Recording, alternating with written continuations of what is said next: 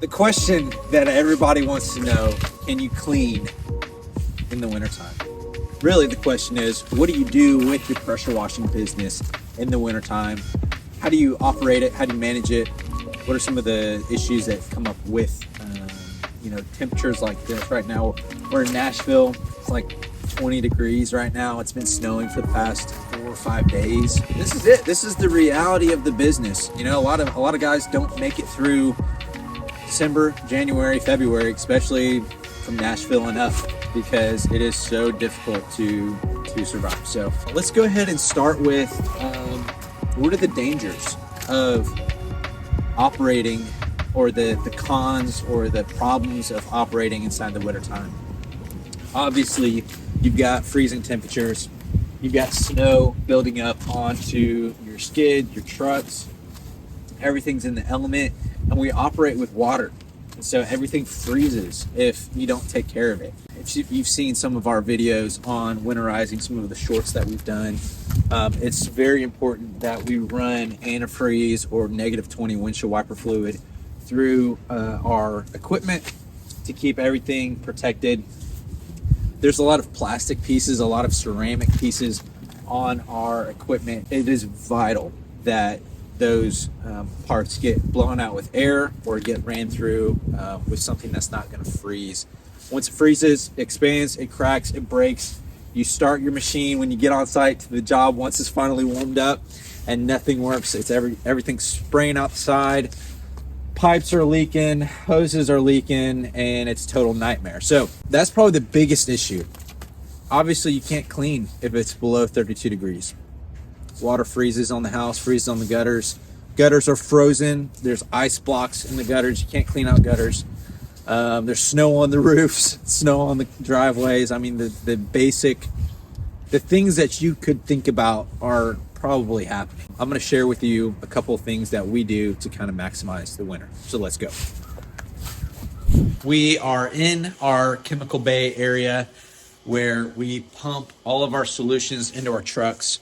And we've got it set up in a way that makes winterizing very easy with quick connect systems, to where we can basically plug the end of our hose here into the input portion of our pressure washers, and basically pump straight windshield wiper fluid, which you keep in these totes like this, through the system to winterize it. And so it does take a little bit of time to winterize if you don't have the right setup, but basically we can just come to this panel here and basically select our drop stick. Our drop stick right now is inside of our -20 windshield wiper fluid.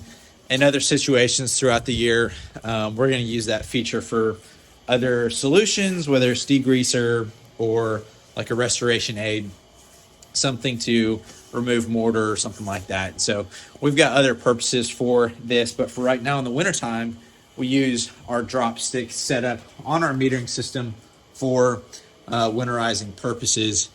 And so that's like a really brief, quick overview. But if you don't have the -20 windshield wiper fluid, which we actually get from Kimbrough Oil, you can get it at Napa.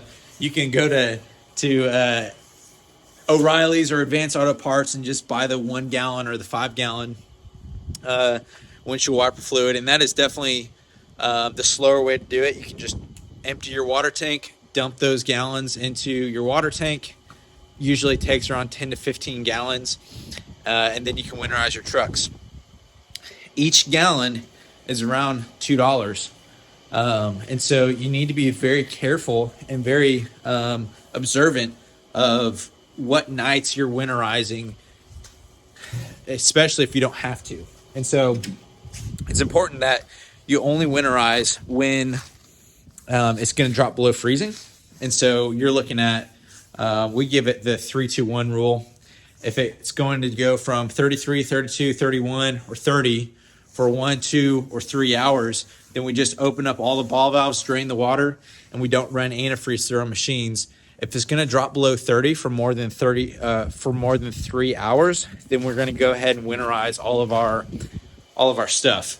And so you guys can use that same rule inside of your business if you want. It's worked out great for us.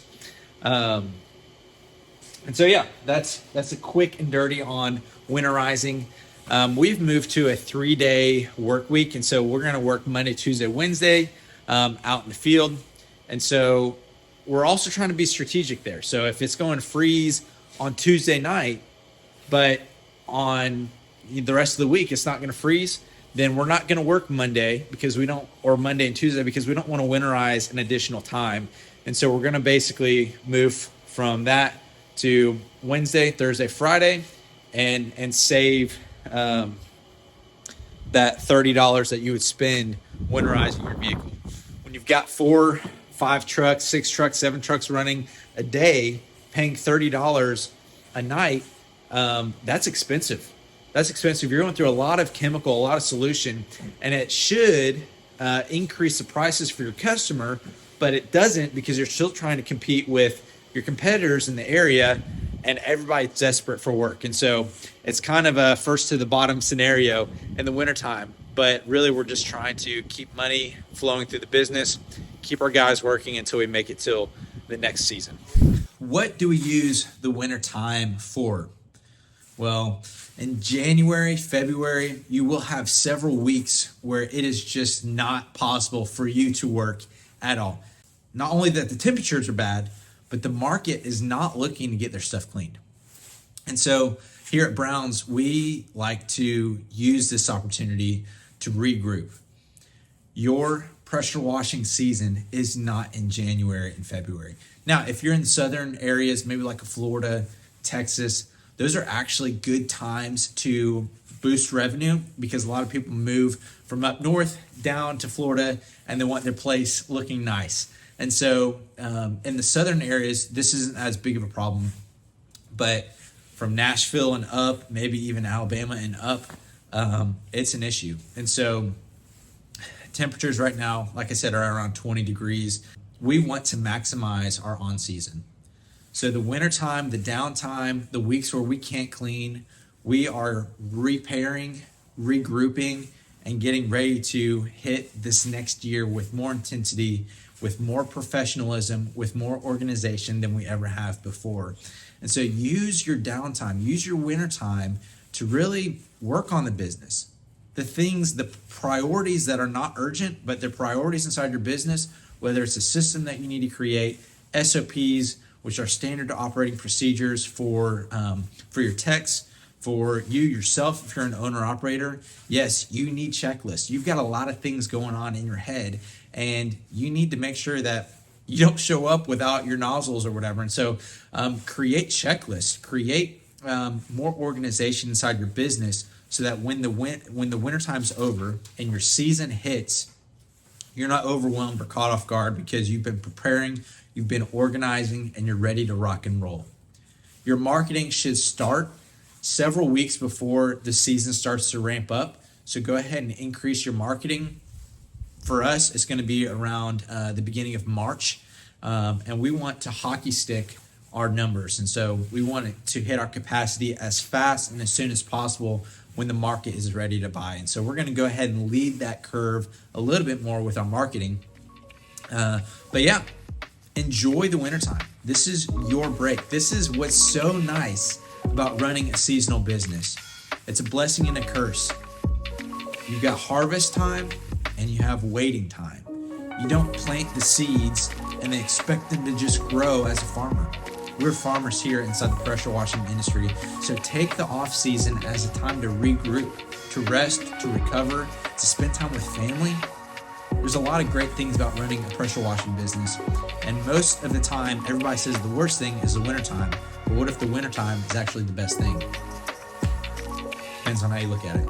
So go ahead and take the things that I've shared with you inside of this video and try it out. See what it looks like to build out some SOPs over wintertime, to take it slow, to relax, to enjoy your family and the time that you have, and be ready for the next season. I'll see you there.